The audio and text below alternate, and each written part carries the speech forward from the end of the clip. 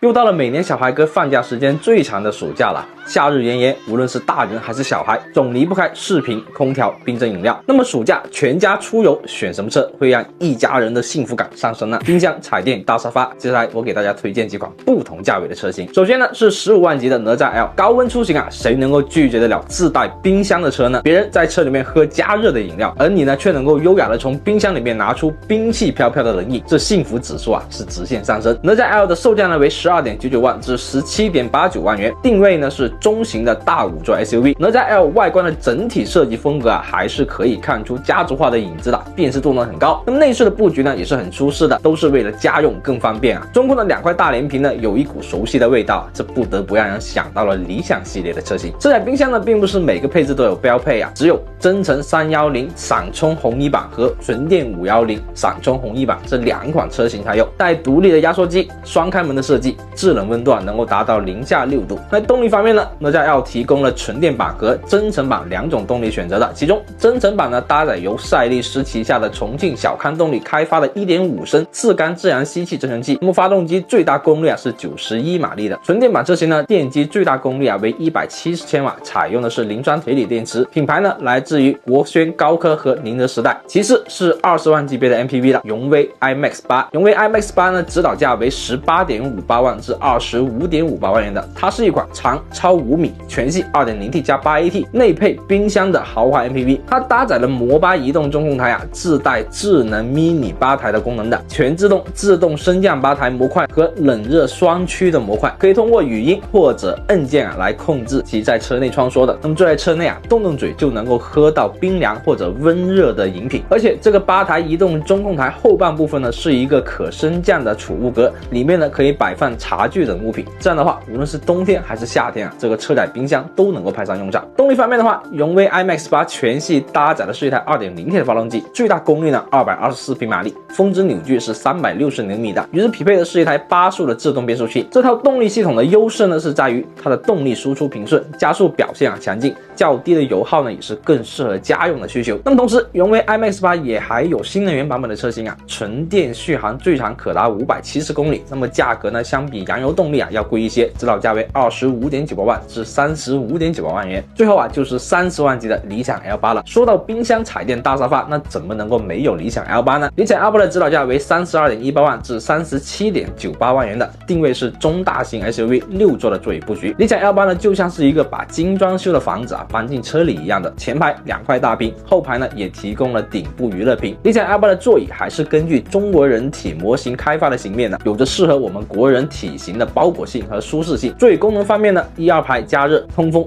按摩，就连第3排可能极少数时间坐人啊，它也都给你配备了座椅加热功能，还有小气模式、大床模式，座椅的功能性啊很丰富。在配置方面呢，除了最低配的车型之外呢，剩余2款车型呢均是搭载了车载冰箱的。基本上呢，理想 L8 就是一个小1号而且不缩减配置的理想 L9。理想 L8 的内饰啊，真的是做到了将出行与家的完美融合。不得不说啊，这样的做法呢还是很受我们国内消费者的青睐的。那么以上3款车型呢，就是从15万级、20万级以及30万级这3个价位挑选出来的车型。大家还有什么推荐的车型吗？不妨在评论区留言，我们一起探讨探讨。